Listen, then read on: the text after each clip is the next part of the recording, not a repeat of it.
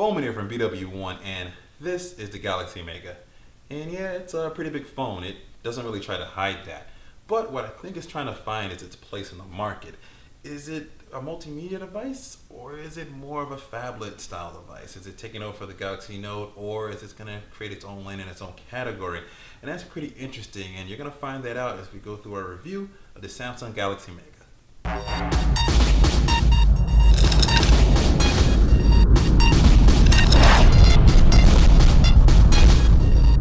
Okay, let's start out this review with the design of the Galaxy Mega. There's no question about it. It looks very similar, if not identical, to the Galaxy S4. It definitely shares a design language and pretty much similar in looks with the chrome trimming around it. That's especially a sort of an interesting characteristic, really a standout characteristic on the Galaxy S4, sort of this chrome trimming around it. You can see the camera here on the back, which is an 8-megapixel camera with LED flash, is sort of in the same section and such.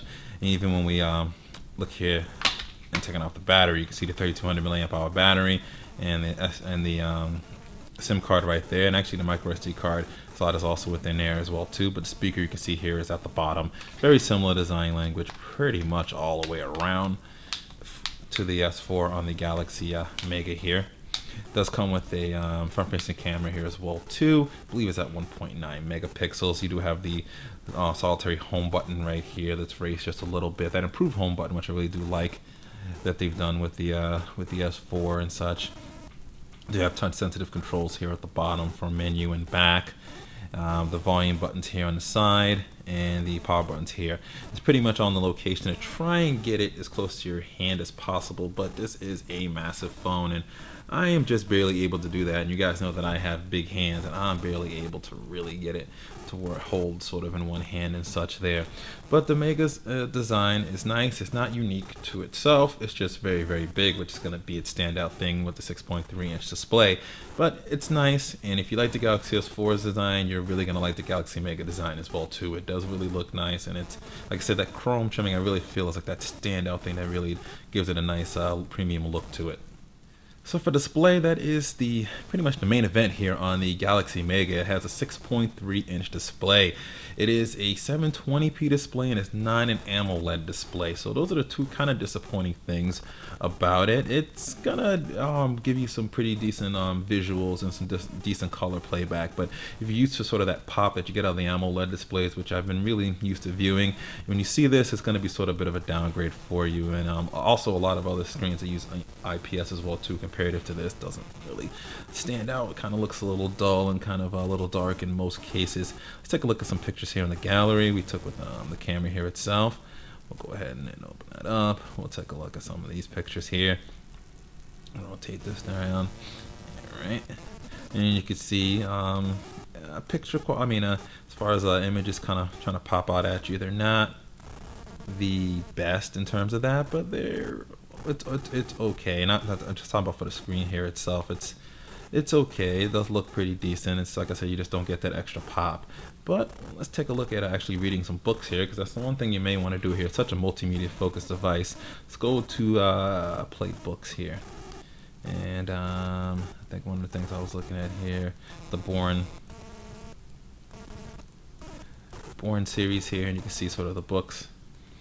And it's going to be a nice e-reader, especially at this size of 6.3. And we'll take a zoom in approach here, go as far as we can in.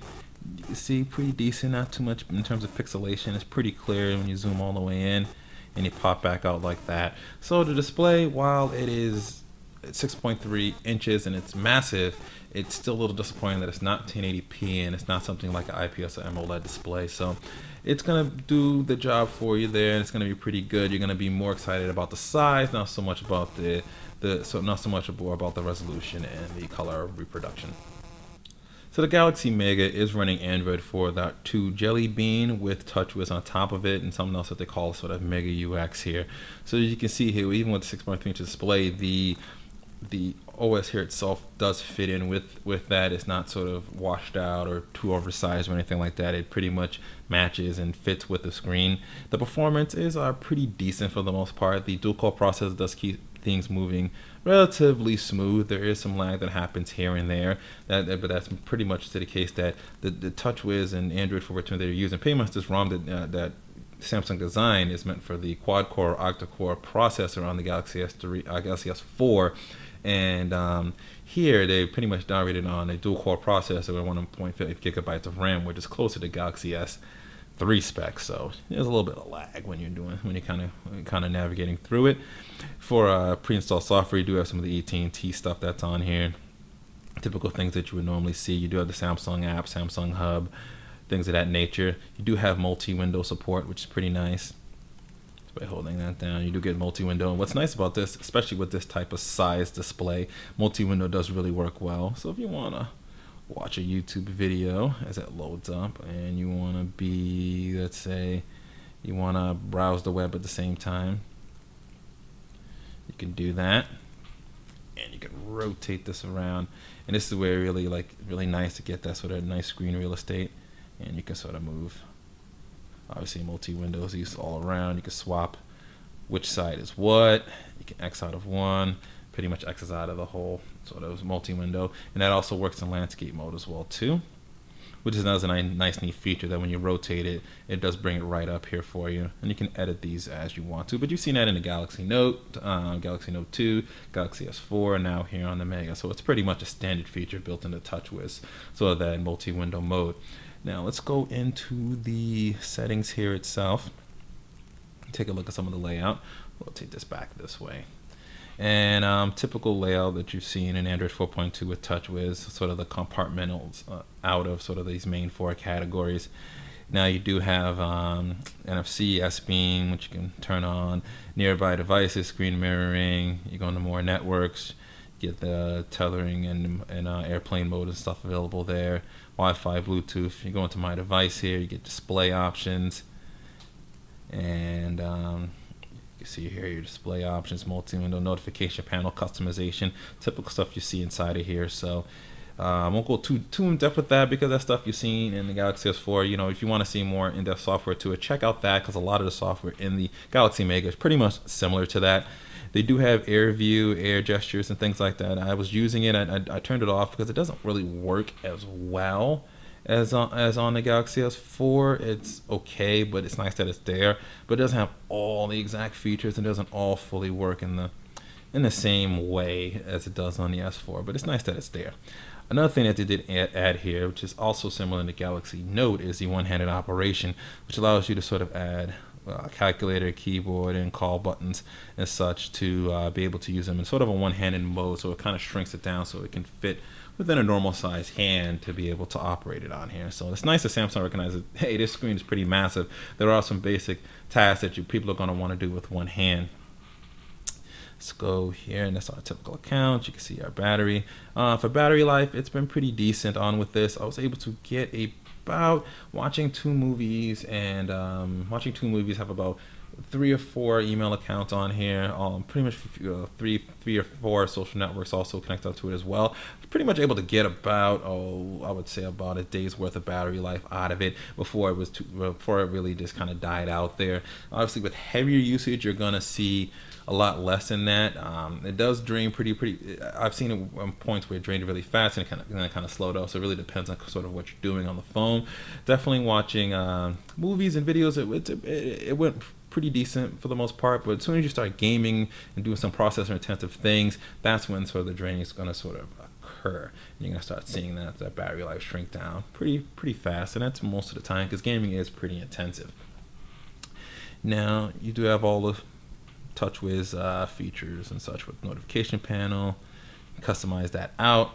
As far as the performance with it, it isn't something that's going to be, how do I say, not something you would want to call this sort of a multitasker, even though with the big screen display, it's not really a multitasker because the specs hardware-wise don't really answer to that. This is really answering more to multimedia. That is gaming, that's music, that's video, pictures, things like that is really what the Galaxy Mega is sort of answering to. But overall, if you're familiar with TouchWiz, you're familiar with Samsung, and you've used it before, you're going to like the software experience on here. It is made to work on the screen here itself, and there's some customizations you can do within it. Oh, one more thing I wanted to show you here is that in the standard browser, they do have the browser bar here, at least on the AT&T model, that basically allows you for quick sharing, sort of mini apps to quickly get to certain parts of the browser, or even just go to Facebook, like something. Just a little quick access sort of tool that they have on here with it. But overall, software very similar to what you've seen. Like I said, in the Galaxy S4, it does miss a couple of things here and there, but its overall performance is very multimedia focused. So it's not a beast where you're going to be able to multitask and do all these several things at once. That's more the Galaxy Note line of things. This is definitely more towards watching those movies and definitely playing some games on here. I did want to add one more thing about the software here, and that is with a big screen comes a big keyboard, which is a fantastic thing to type on, honestly. Just because of the added screen real estate of the keyboard, it's so much easier to be able to type on it, especially if you have bigger hands like I do. See, this is your keyboard to type. So I'm making some typos. UIP type on other thing. Let's see what we else bring as well. The quick brown fox punched. The lazy dog. It's a little violent there. As you can see there, just massive screen real estate to be able to type on the keyboard here. So people that are maybe huge texters that like to text a whole lot, and you know, there's not that many physical keyboards out there with on smartphones these days. This might interest you because of the large keyboard size on it. So that's definitely something I definitely give a thumbs up for. It's definitely a joy, especially if you have big hands like I do, to be able to type on the Samsung Galaxy Mega. The Galaxy Mega comes with an 8 megapixel camera capable of 1080p HD video capture.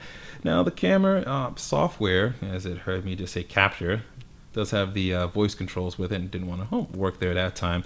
But it does have the voice controls and things with that, very similar to the S4 in terms of your modes. You get beauty, best photo, continuous shot, best face, HDR, rich tones, and things like that. You'll definitely want to see our Samsung Galaxy S4 camera tips to really get more in depth with what is on the camera in terms of software. If you want to know a little bit more about that, definitely check out that video there.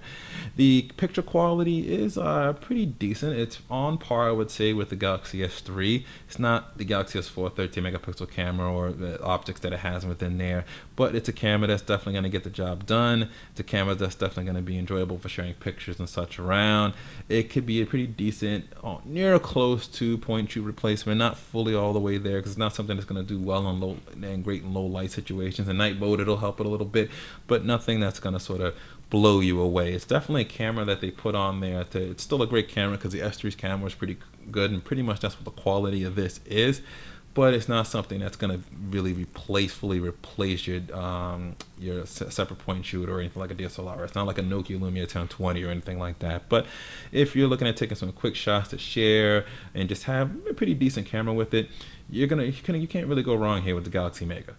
Okay, there's no getting around this part that the phone's going to look goofy when you hold it up to your ear like this. It's a big phone, and it's going to be pretty big, and I have a big head, as most of you guys know, and you can already see it. It does look pretty goofy on the side here like this. So it's comfortable to hold, but it is going to be a little awkward basically taking a giant screen or making basically a giant tablet and putting it on your face and talking about it. Sort of feels like we're going backwards in time with cell phones, especially something of this size and you're talking on it. And as far as fitting inside pants, let's face facts, it is not meant to be put in skinny jeans. If you're wearing skinny jeans, that's not going to work out for you too well. In most normal jeans, pockets is going to fit. In dress pants, it's going to be a little bit awkward because dress pants, obviously, the pockets are a little bit maybe not as big, and the pants are a little bit thinner. So in dress slacks, it's going to kind of bulge and kind of stand out a little bit, and somebody might be happy that you're seeing them or something. But all besides that, it is a phone that's not really meant for business or anything like that, or meant for people that want to stick it in skinny jeans. It's really meant to be a multimedia device that happens to be a phone, which is interesting, and I think this is the market that Samsung might be able to break through. They were able to do that with the Galaxy Note. I remember when they initially put out the Galaxy Note the first one that came in AT&T, they just kind of threw it out there to see where it would go. Then 6 months later, Galaxy Note 2 came out, and you can see how big of a hit that was, and we're about to embark on the Galaxy Note 3. With the Samsung Galaxy Mega, this is the first one that's out of it, and it's pretty much, we got to see where it's going to go in the market. Is it going to be something that people are interested in, which is really multimedia based first? It's really all about watching movies and videos and reading books. sort of on the go first, all the things you would do with a tablet, and then your phone kind of second. It's not something really built for multitasking or anything like that. Like I said, only a dual-core processor, so it's not really meant for that. Only 1.5 gigabytes of RAM, and it's only a 720p display, which is a little disappointing, but I think Samsung kind of dumb me down now a little bit just because they want to see how this is going to come out first. The Galaxy Note didn't have very powerful specs at first either, and this doesn't obviously at first. But this could be a device that if it does prove to be popular, it could be another lineup that Samsung gets to put on all carriers in the next Galaxy Mega, which I would want to see. I would want to see at least a quad-core processor and a 1080p display as the two things I like to see with it. And with something of this size, you might even want to do some new type of camera optics with it as well too. Being able to stick a giant camera inside of it, because it could be something of like I said, cameras. Another thing is multimedia. People like to do those things, so that could be something really cool to have. Maybe I don't know if a 41 megapixel camera Samsung can make in here, maybe 20 megapixels or something like that with some enhanced optics on it would be something nice I'd like to see on the Galaxy Mega. But overall, I do like the device. I think it has a place in the market. Just not sure if that market is quite open just yet. We're going to have to see how well this does. It's going to be available on AT&T, of course, which is the device we review, but also on Sprint and I believe US Cellular here in the US as well. So we'll see how well this does. But overall, definitely give it a thumbs up. And if you like this video, be sure to give it a thumbs up. It really does help us out. Be sure to subscribe to our YouTube page. Also, our other social media stuff with Google+. Follow us and circle us on there. Facebook, give us a like. Twitter, give us a follow. We always appreciate that stuff. And also check out our main website at BWOne.com. We have tons of content on there as well too. Articles, how-tos, all sorts of things available there. And a pretty cool site to kind of navigate around. So check that out. So this is BWOne from BWOne. This is a review of the Samsung Galaxy Mega. And always remember to live your tech world in high definition. Thanks for watching.